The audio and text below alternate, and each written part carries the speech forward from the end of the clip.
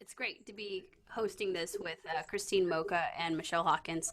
I'm not really taking lead on this. Us three are doing exactly the same role. So if you guys have any questions, but I think we're just kind of hanging out and talking about past videos and what the Vocal Jazz Academy has offered so far through these education support videos. I call support videos.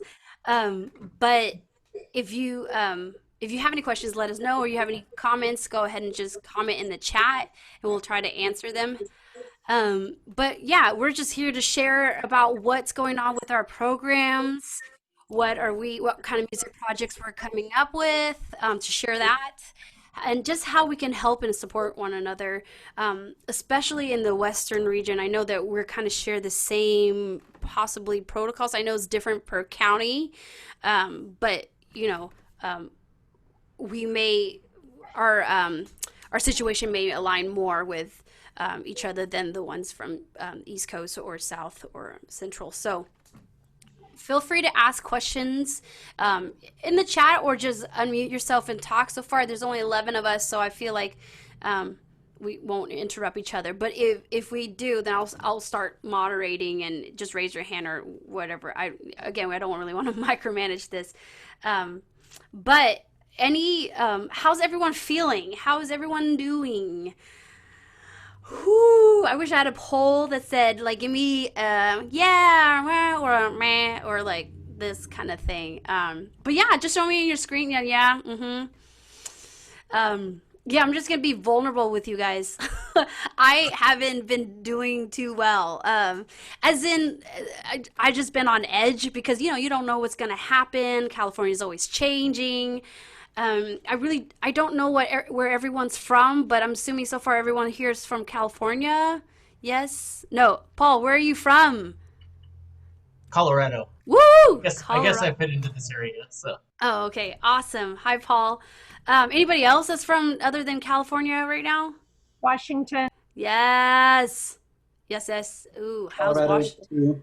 Yeah, okay, Colorado. awesome. Awesome. So how is Washington going? How's that, Natalie? Let me Oh, try to unmute. Hold on. yes. No, no worries. Oh, I think you I'll just just mute. hold it down because I Okay. can't see. No, no. Things are changing right now. Of course, we're all waiting for the Colorado study to come out.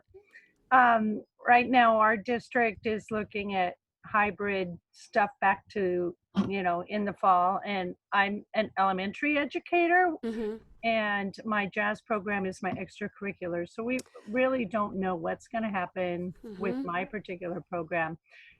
High school is supposed to be in school 2 days a week and home 3 days a week. But elementary, the kids are supposed to be in 5 days a week, and nobody said how my program will be. So I'm taking the track on it that I'm not going to stress out about it all summer long, because whatever decision is made this week is going to change next week. So we don't start till after Labor Day, so I have Mm, some time to relax, I think. yeah. Yeah, no, that's good.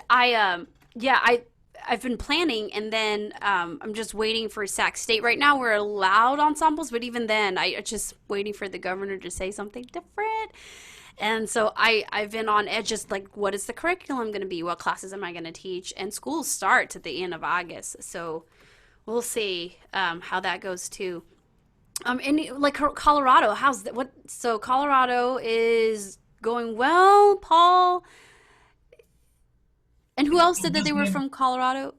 Oh, Eric. Mhm. Hi, Yeah. Eric. Yes. Um, it was kind of on a downward trajectory, and now it's starting to go back up again. The governor just today, um, finally, I think, declared everybody wears a mask now, and that's huge. And there's a big blowback on that, but it's a statewide thing as of midnight tonight, and hopefully that'll help curb the Oh, growth. that's And the CSU is doing a study on aerosols. That's going to be done on Wednesday. They're going to submit the results for that. But as of right now, every single district is completely different. Um, Ours originally said we are going to do one of those hybrids, like a lot of folks were, and all of a sudden our superintendent says 5 days a week, full in, no social distancing, and so I don't know what's going on yet, but okay. yeah. All right. Well, you know, um, well, um, I'm feeling like there's a lot of fear out there with educators. I was just with one of our grade level teams yesterday, and they're just not comfortable going back, seeing everybody. But it's going to be what it's going to be. I just don't want to be the sacrificial lamb with my students in my program. mhm.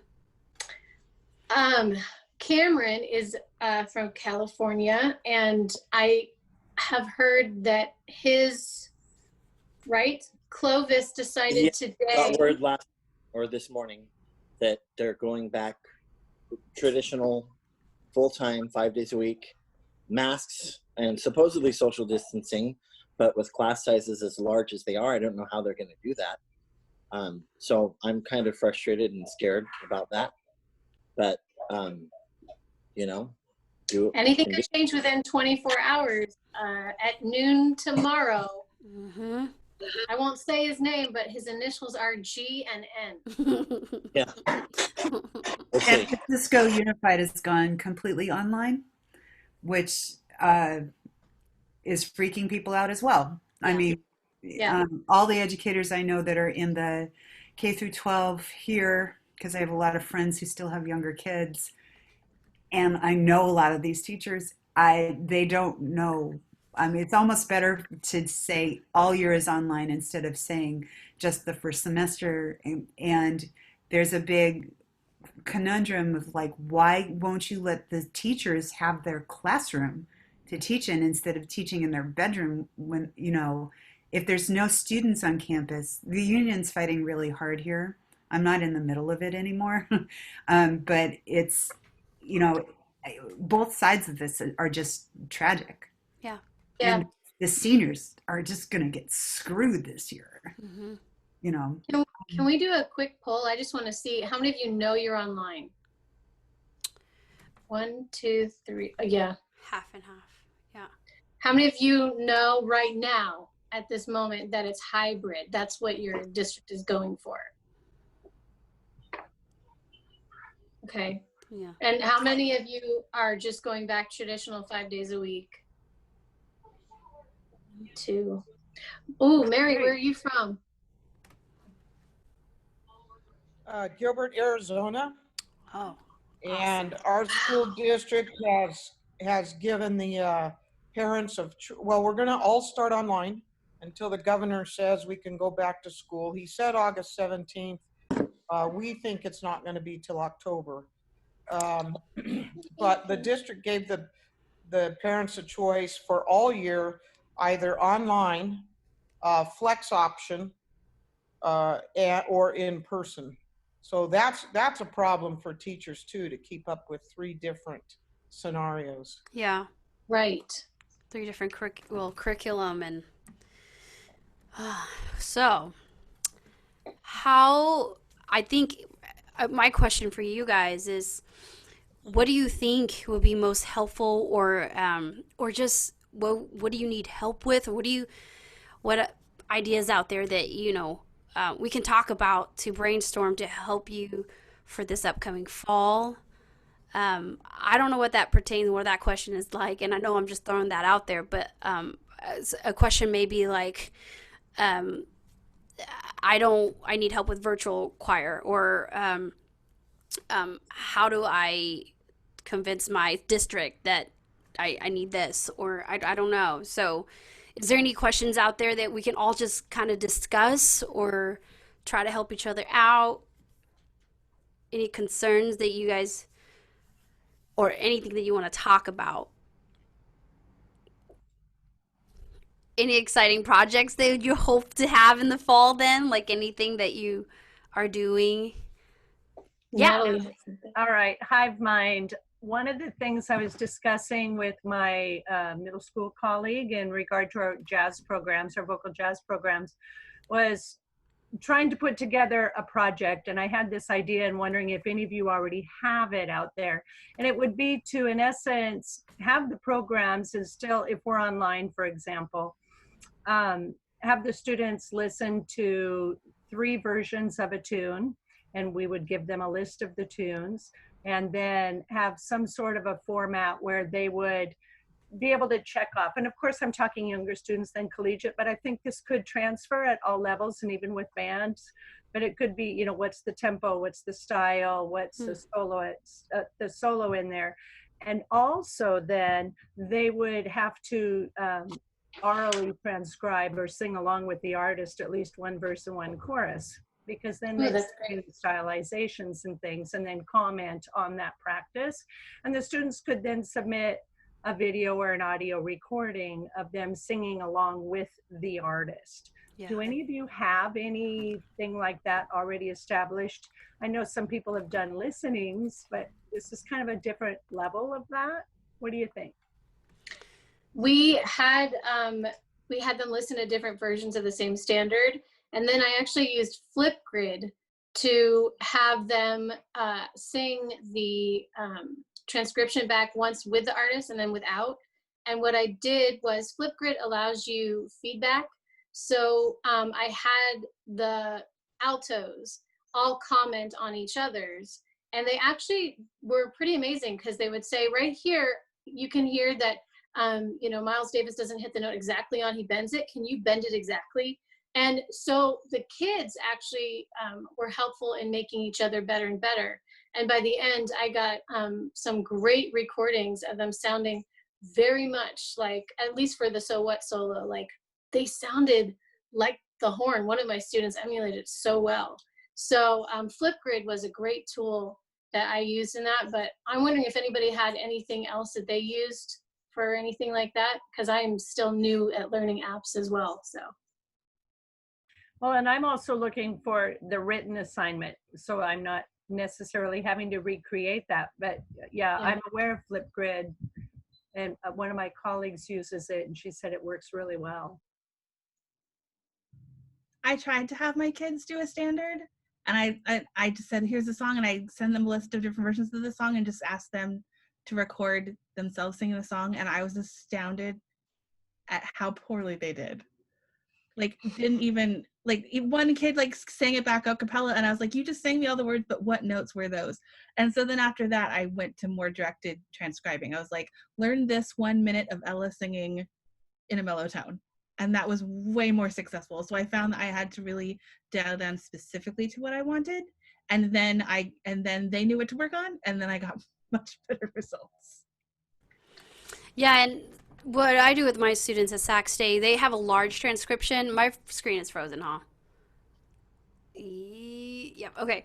I'll fix the screen. But what I was saying is Sac State has a large transcription, and then we do little mini transcriptions, because I just feel like one transcription for a semester, it just feels not a lot, but it feels like they don't do as much transcribing or singing from different elements and different styles. So they have like little mini transcriptions that they do, and they get to pick them.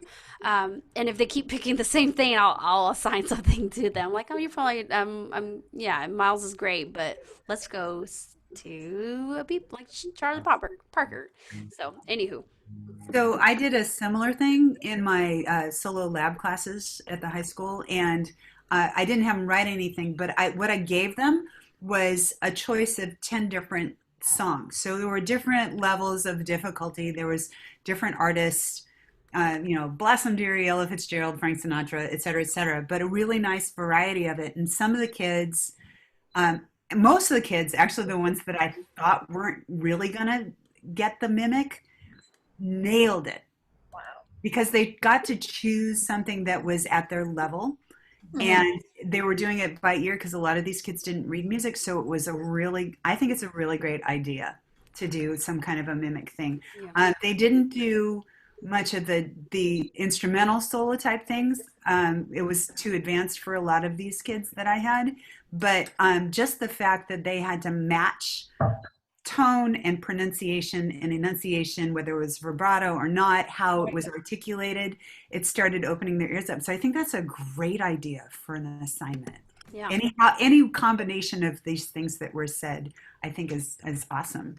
It's a big part. So I'm going to share with you guys the YouTube link to all the videos that have been for the vocal jazz educator support videos that we've done in the past few weeks. And I think some of the discussion includes that, what Angie was saying and what Christine and Natalie was saying, just little ideas of what to do in a virtual setting. So if you guys want to check those out, they're available to you. There's one with arrangers talking about their charts or just talking about virtual setting, virtual choir, recording, band lab specifically, virtual festival and conferences was last week. And then Angie, I remember in our one of the conversations when we were talking in the band lab, Zoom meeting, you mentioned something about Soundtrap, and I think that's a really cool app. And Christine brought that up too. So, do you want to talk a little bit about that, possibly? Sure. Actually, Christine and I were just talking about this, and I'm currently in a 6-week class for the jazz school in Berkeley with adults. It's a sign-up class, and I am using Soundtrap. I used Soundtrap for the spring semester for the California Jazz Conservatory class that had to switch over. So I've really been digging into it. I also did a test. Matt Falker and I did a test with BandLab and Soundtrap. BandLab were for him, but not for me. Soundtrap were for me and not for him. One of the things I like about it, it's COPA already. So the Soundtrap for Education is already COPA. It also has a feature that BandLab doesn't have, and that is there was a question last week that when multiple people are working in the same project, can you save it? And what happens? In Soundtrap, the other people, if somebody goes to save something and there are multiple people working in the program, the other people get a pop-up that says, it's bad grammar, but it's like, you're going to be overwritten. You don't want to keep anything, right? And you say, no, keep my stuff. So there's a sync capability for saving while everybody's working at the same time, which I think is really great especially for student groups when you're trying to run a class at the same time, right? I honestly spent like 4 hours today and a couple hours yesterday with my students, a number of students online. They're older adults, troubleshooting different microphone things. Why can't I hear this? What is the setup and all that? So I feel very well versed in the setup and how to do this so far. Christine, I sent her a Google Drive folder. I have created a couple different documents that have some explanations, slides with explanations with screenshots about how to set up a project. What I have done so far is I've created stems in Studio One or Logic, so I could do a music -1 so that I have a demo already recorded, so that when I import those tracks and a rhythm track into Soundtrap, you can mute or not any of those things, and there's a sung recorded guide, very similar to what Carrie Marsh is doing so far. I just happen to have songs that he hasn't done, so I did my own. Lots of prep. And so far, it's a big learning curve, but it seems to be working. And so to make a long story short, I'm creating documents, and so that I'm listing out my steps so that other people like us don't, Yes, she is a boss. I'm sorry. I'm trying to make these documents so that we don't all have to start at ground zero, and I can at least share my experiences with it so far. And I learned a lot more today too. So I'm happy to I'm going to go through this stuff with Christine first, so she has her eyes on it, and I'm happy to share whatever I have with anybody. That's awesome, Angie. Can you put your email address on the chat so that, if anybody wants to contact, that's awesome. Yeah, Thank you so much. absolutely. That's incredible. And You know, the discussion I had with Angie, I'm trying to sell it actually to my district before they sell me something. They're right now selling Apex. I don't know if you guys are familiar with that at all, but it only has music appreciation listed. And if we do go to fully online, so that choir isn't put in jeopardy, I want to come to them and say, hey, we have Soundtrap. We want to do collaboration. We want to have the students not only work on choral projects, but songwriting, improvisation, just give a whole plethora of things that cover the core curriculum of your class, so that if I shouldn't say when, if they decide that choir, band, and cheer aren't allowed for a whole year, it doesn't kill your program and they say, we need you now to teach this. So I know that if you take a look at Soundtrap, and I know for sure as BandLab, there's an educator discount that's applied for a school-wide thing, which is like $250. It's really low. Or you can, if you can get your district to do it, it is even lower. And then it doesn't cost your students anything. You take the cost on. And I know that a big thing right now is equity. If you can sell your district on something where students aren't paying, you might have way better buy-in from the administrators and also from parents. Right. They so I had done a Soundtrap freebie, whatever they call it. Words have gone out of my head. So I signed up with my school email so I could have this kind of trial period. And then the CJC bought Soundtrap seats. So the seats you had to buy, they bought the seats and they put all the students in it. So when I start a project, I invite those students in. They don't have to buy a single thing. And my trial version, because I used the same email, just flipped into, they put me in their system and all of my projects were still there. So that was really good. I also want to mention that I made a list also of some of the pertinent tutorial videos that they have for the Soundtrap thing, so you don't have to kind of wade through, well, I don't need to do loops at this point. Just for the things that I've been using and I think are pertinent. Also, there is, oh, look, it just went right out of my head. I see you, Sherry. In the educator information page, Soundtrap has made some classroom activities and assignment things that you could also look at to get ideas for using Soundtrap for projects and stuff like that for classroom. Yeah. Sherry, did you have a question or a comment? I had a comment. Hi, my name is Sherry Alves. I'm a professor at Portland State University. And I use Soundtrap for we're on the quarter system. So I did an entire 10 weeks online this spring. And Soundtrap became really important to several different course types. We used it for large ensemble, combo, applied lessons, and an improvisation class. And the students, we all sort of learned it together, so I didn't have quite as much tutorial stuff. It sounds like, Angie, you're doing a lot of work to put that together. But I found that it was like $5, just over $5 per student to have a license for Soundtrap, which is amazing for an entire year. I used it for virtual choir, like Carrie Marsh was talking about, because I have a lot of access to his charts already. And it's also really, really helpful for applied lessons when your Zoom or your whatever your internet connection, if you can't hear your students very well, students could record directly into there. They can upload MP3s, and we can have a better, more accurate example of how our students are sounding than we can during a Zoom lesson. And so I can't say enough how useful it's been. It's by no means perfect, but it allows our students to communicate with each other and their teachers with more accuracy.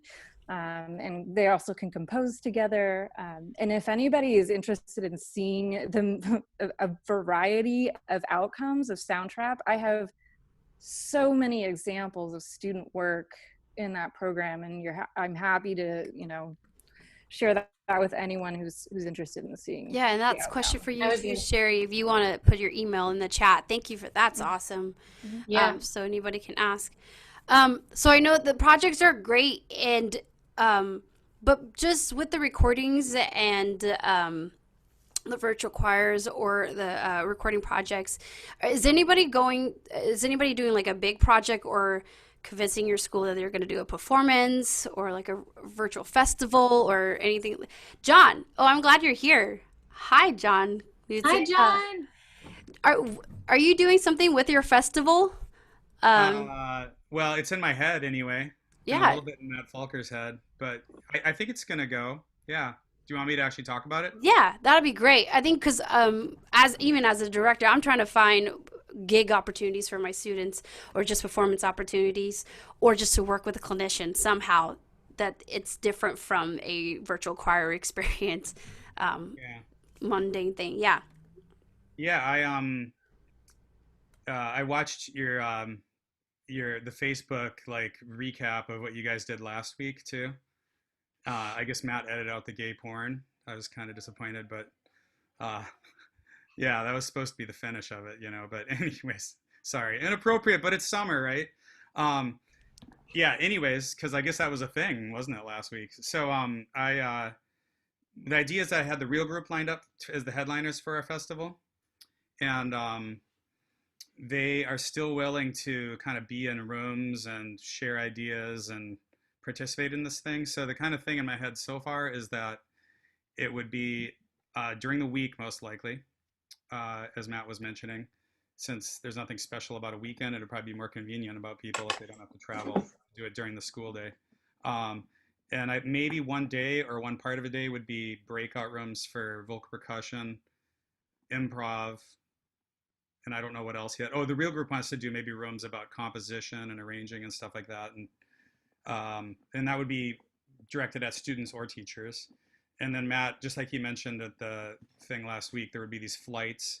So maybe there'd be roughly 45 boxes on a screen, plus a couple of teachers, plus a couple of real group people, and people would present either live videos, not live. I think if they, from in my thinking, they would probably be better. It'd be a smoother process for sure to have pre-recorded live videos sent to me ahead of time, so that I Yeah. could share them. We don't have to deal with some live glitchiness, you know. And then for people that are stuck doing just virtual choir, then they could submit their virtual choir videos, um, which is a little bit more just a celebration of yay, because I can't imagine a virtual choir video without a little bit of editing. It just seems so hard to tune and everybody matching a click and finding the swing pocket the same on their cell phone at home. I just can't even imagine how that is, let alone an a cappella ballad. I mean, I can't imagine how that would work without editing.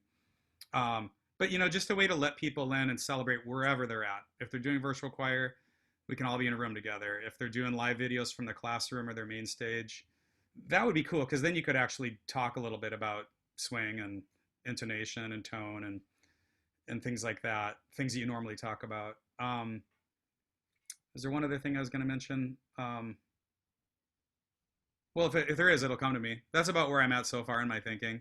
Yeah. Do you have the specific dates that are? I think I'll just keep them the same. And it's November 6th and 7th, I believe. Okay. It's I always do my festival on the first weekend of November. Mm-hmm. The real group's already all slated for that time.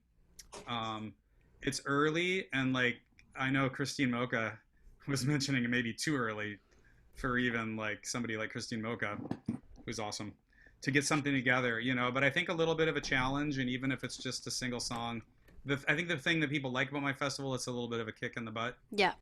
And I That definitely don't want to stomp on Curtis Gaser, Matt Falker, Gaw Williams, Jamie Shu, all the other amazing festivals. I don't want to move mine into the spring and step on anybody's toes.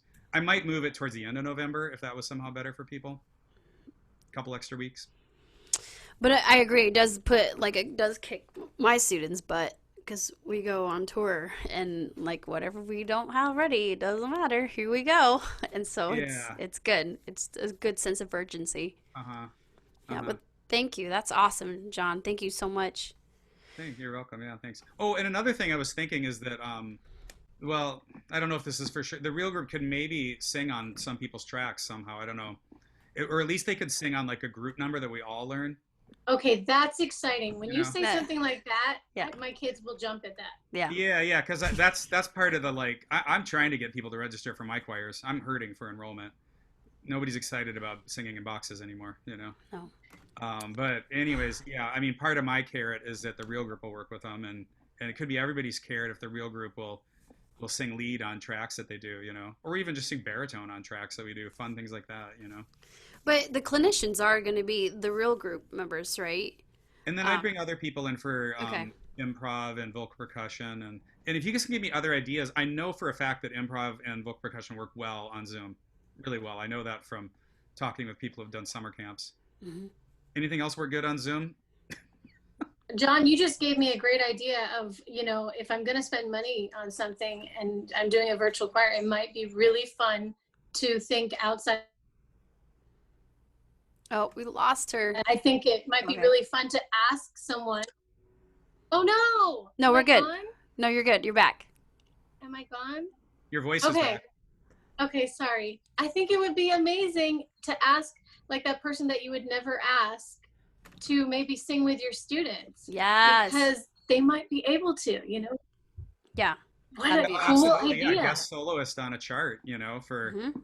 $75, probably somebody would do it. Somebody Yeah. famous. Yeah. Awesome. Yeah. That's so Big or awesome. go home, right? Like there's nothing Right. wrong with asking and seeing who you can reach for. That'd be really exciting. Mm-hmm. Yeah. And we talked about that last week. Sorry to interrupt, John. Literally, Jake Runstead, charged me $75 to come and work with my choir on a song Yeah. we're doing. It's crazy. We could get A-list people now. Like, Yeah, I didn't even mean, talk him down. Like that's what his agent asked for, $75. I was like, I'm in. Yeah, that's so awesome. Anybody else with questions or just something they want to share? It is 5:33, and I didn't do this at the beginning. So you got to remind me. We're gonna do a little toast, but it's like the bottom of the hour. Is that what Matt does? So if you want to raise your drinks, if you're drinking water or you're drinking scotch, whiskey, raise it up. I mean, I love you guys, and I love this community so much. I really do. I know that we're so specific in our genre, but man, we're like a wave of power, and I feel like the situation that we're in, I know I'm talking in speech right now, in the situation it's so ideal for vocal jazz, and we're going to make it happen. And we're going to make it happen for our students and directors. So I love you guys. So here you go. You're here. You're here.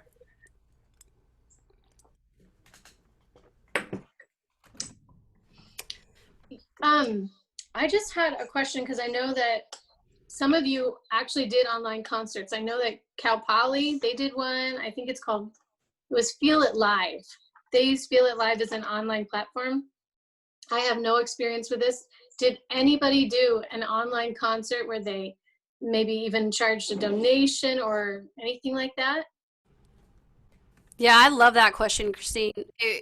Especially because of funding and, Right.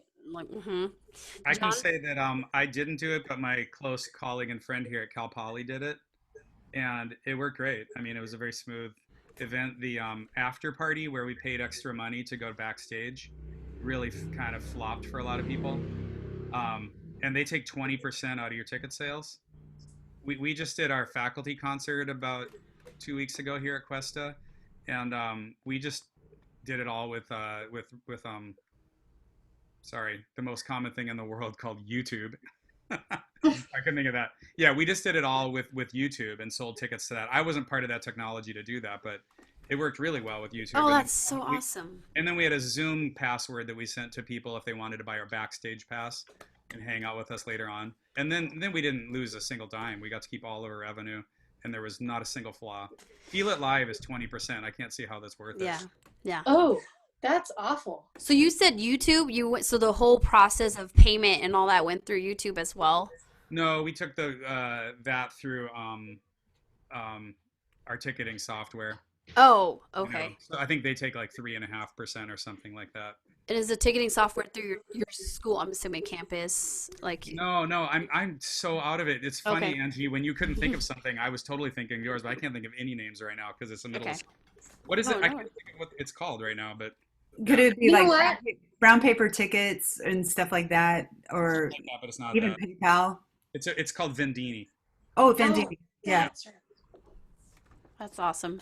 And so I'm just talking through the process though. But with YouTube, so you have to purchase the ticket first in order to be able to view the live stream. Is that what it is? Right, and then Access once they to. purchased a ticket, of course, they had their, we need their email for them to buy a ticket.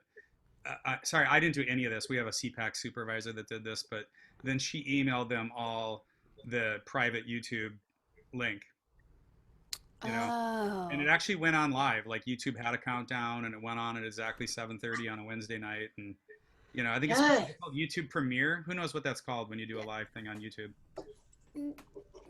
So I feel like that should be our next video or like because I know our resources, at least our money for our funding for the year is dependent on ticket sales or the large or the ensemble ASI accounts. That's where a lot of our money comes from, and we're not doing any kind of ticket sales. But if a school or a campus have done it, Can that'd we be bring your CPAC supervisor on or somebody that?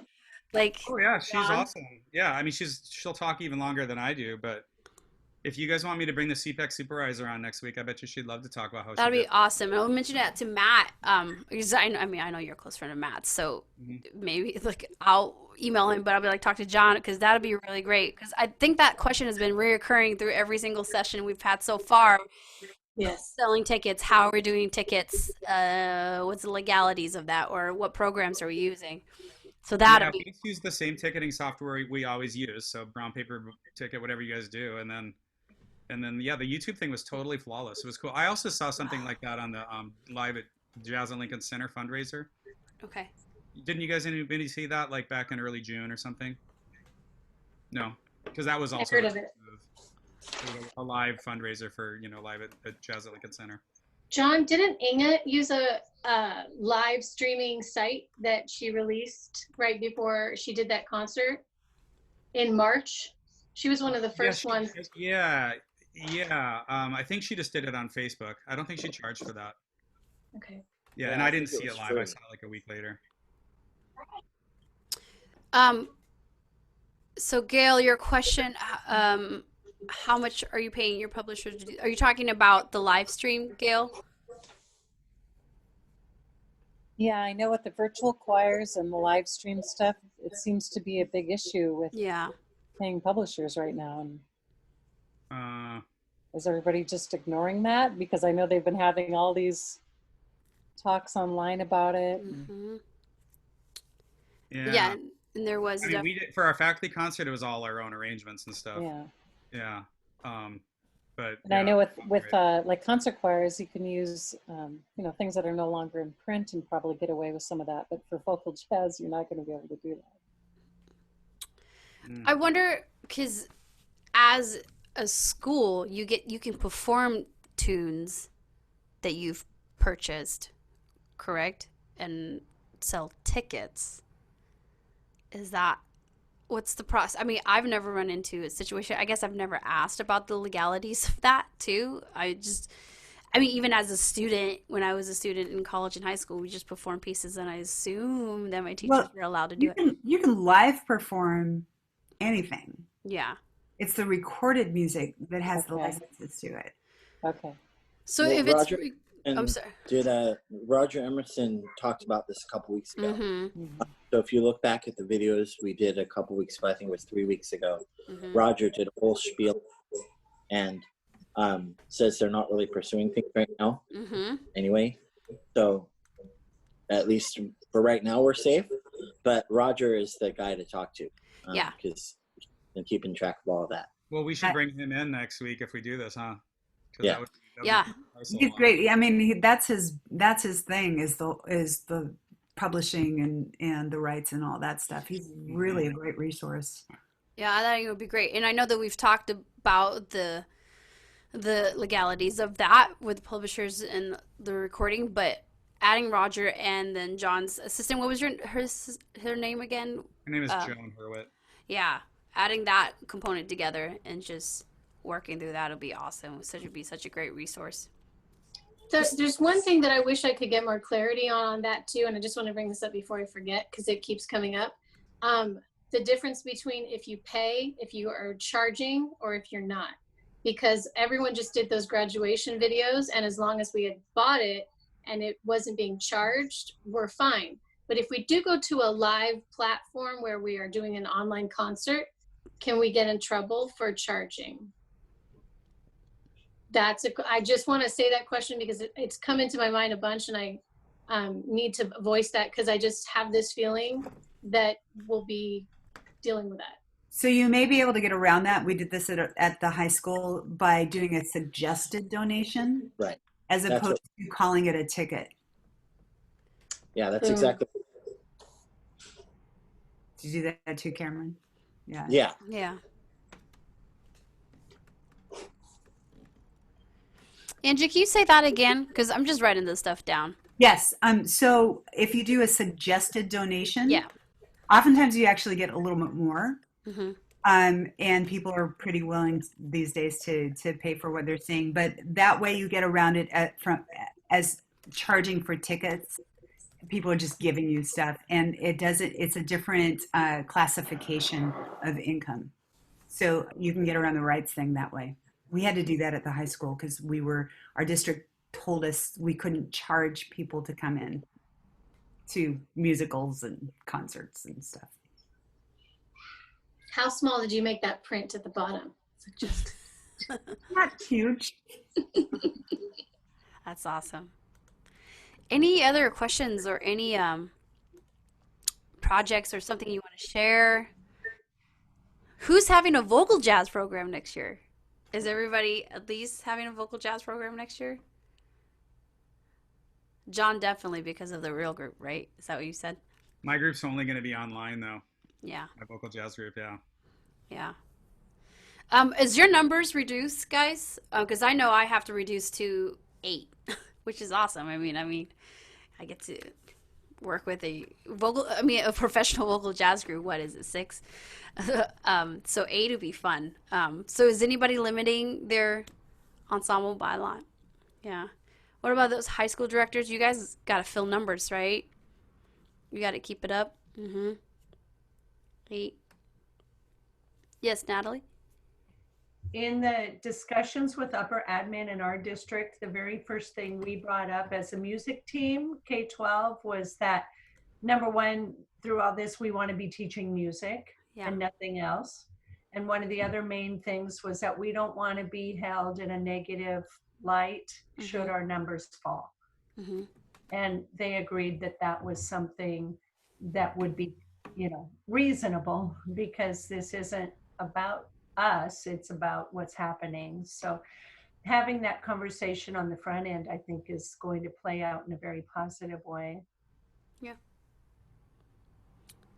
I think at least with my Christian Brothers high school group, because it's mostly online, that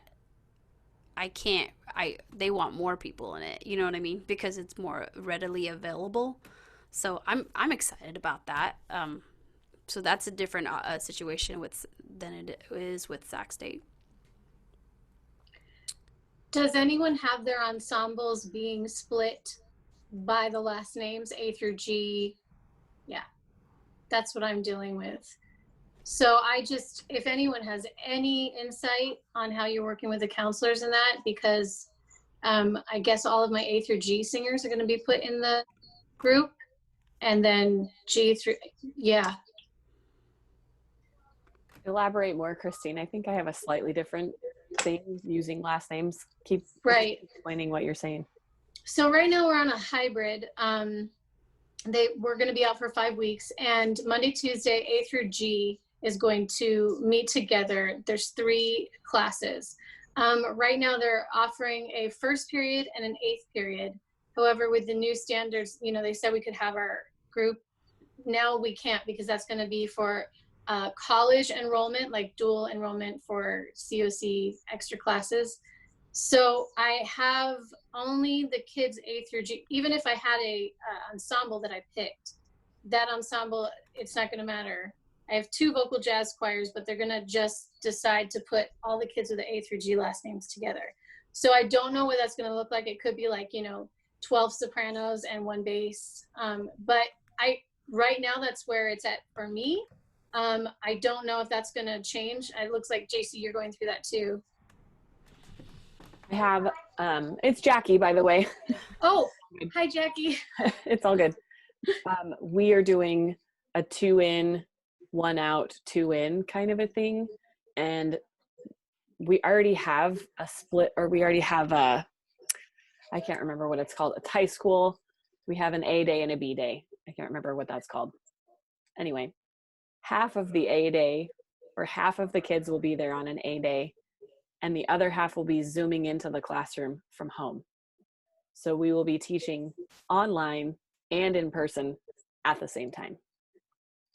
And then the next day, the other half of the kids for the A day, and the kids that you just saw are going to be at home. So if you do the math, you basically are seeing kids every 6 days, because it's a cycle like that. So it's right. Seeing kids in person every 6 days, which is absolutely terrifying. So. I don't know if we can handpick the students yet. Jackie, can you? There hasn't been much by last names. So you're going to have I'm going to have some classes that, are like front loaded, or have 2 kids in person and 12 kids at home, because the last names are not going to be consistent in any way. And, just looking at past rosters, I've sometimes had kids that are all A through M, for example, and nobody with a last name that's T or whatever. So it's going to be bizarre. So for those campuses, Jackie and Christine, is your class asynchronous or synchronous? We're trying to do both. Okay. Because I guess I'm sorry, you'd have to explain that to me. I don't exactly know what you mean. Yeah, so asynchronous is online, but not really meeting in a particular time. So asynchronous allows for the students to sort of structure their time and learn along an assignment as they have the time, as opposed to, this is the time block that you are here with my attention. I'm delivering a lecture right now. And that's synchronous, Then you take, that's synchronous. So asynchronous. They made that clear. Yeah. Yesterday. Asynchronous does allow for a little bit more student voice and student planning, but then there's that. Yeah.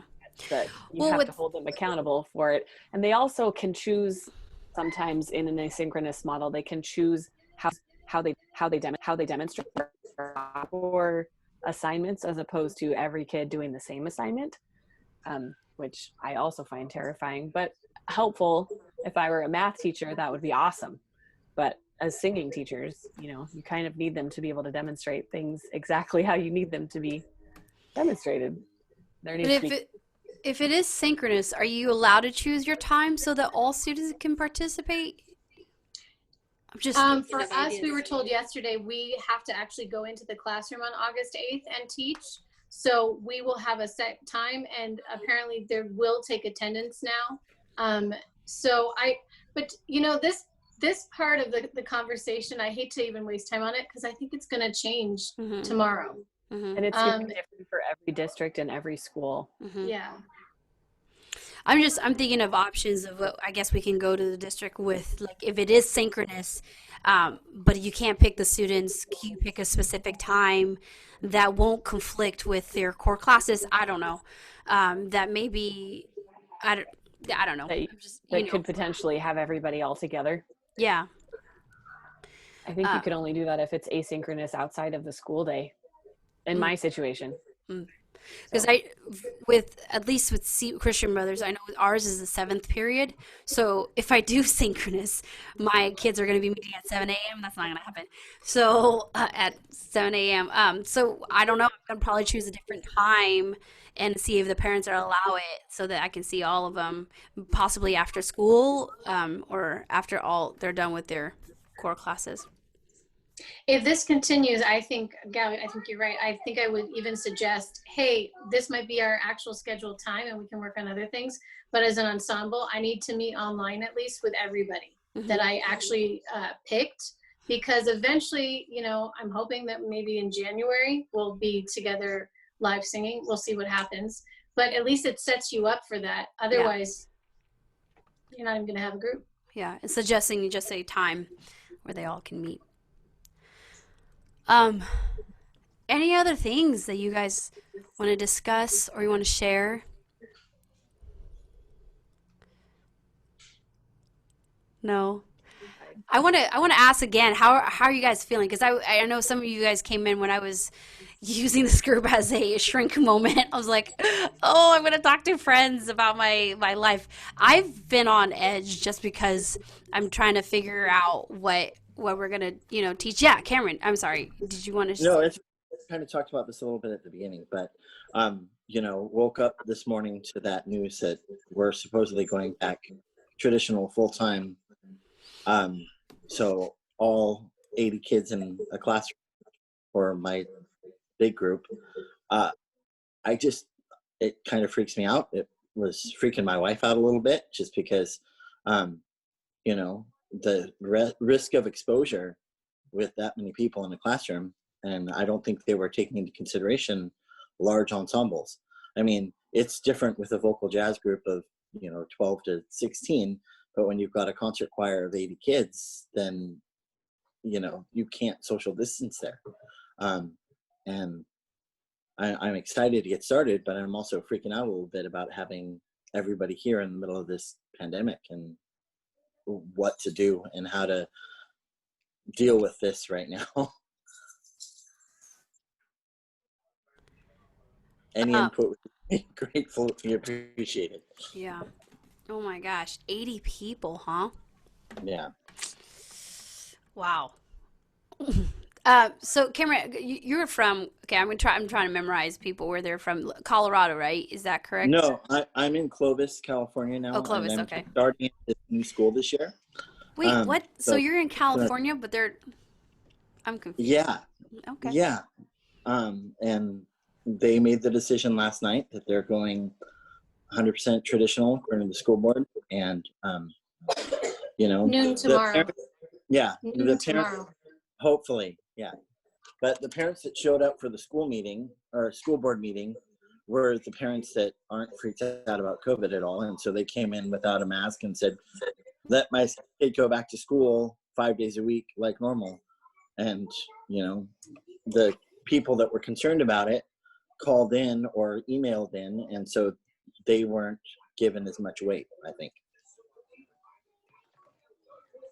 Wow. Christine Mocha, what are you talking about tomorrow at noon? Is Governor Gavin Newsom going to make an announcement or something? Yeah, I think I know nothing, but there's this premonition of the study that just came out where it says the kids that are testing positive for COVID, it's at 10%. And there's some kind of equation that if your testing is at a certain percentage, then it's more in society. And so I think he's going to shut down the schools. I think that's just where we're headed. So we'll see. But, if that happens, then I have no idea.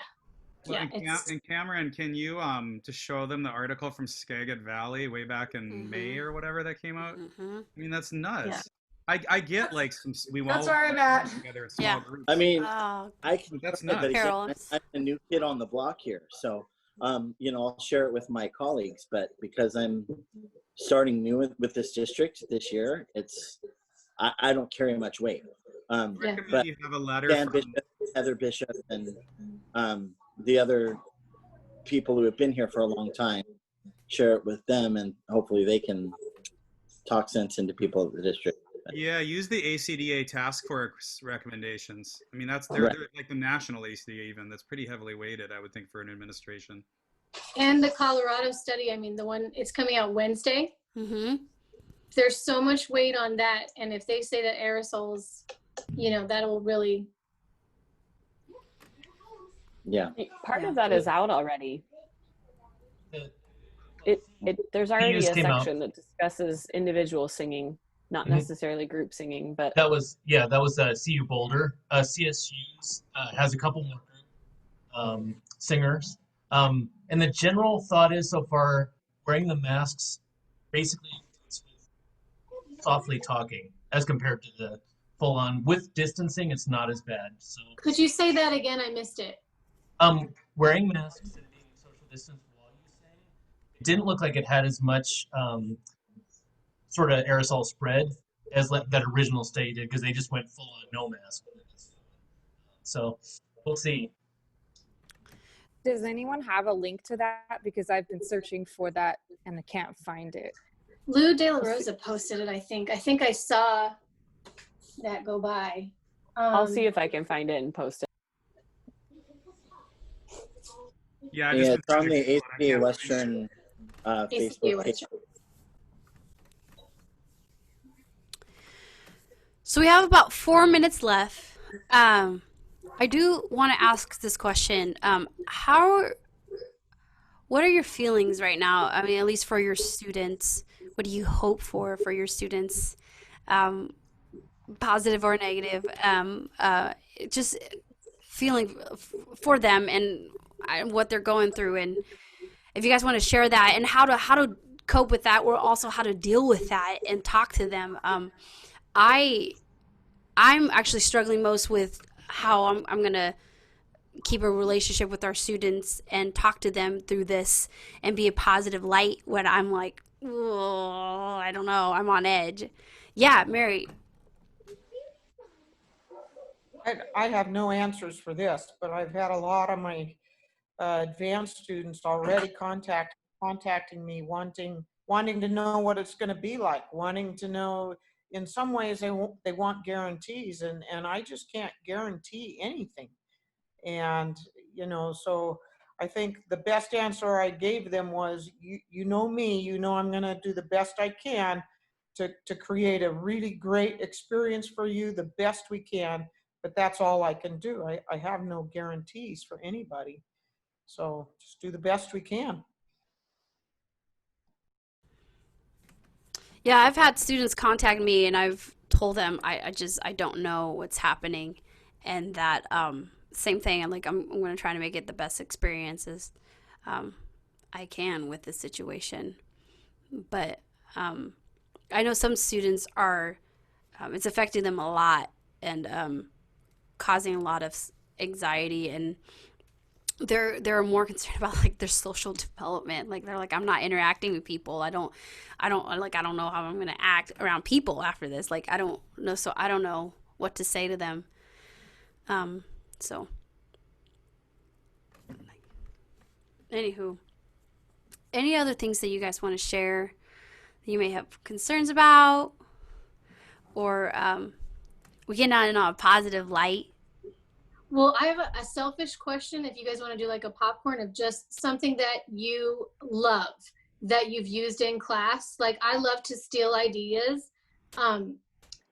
Yes. And if you have anything that you know has really worked for you this semester, like what really worked, or what's that weird like Quizlet or something, if there's anything that works for you teaching vocal jazz, does anybody have any suggestions? Because I would love to steal. Like 1 minute popcorn or something, I use part MP3s with the singing, so they have to, it's back to that mimic thing, so they have to sing exactly what I've sung to get the style and stuff, since I can't teach them the part in class. That's awesome. Anybody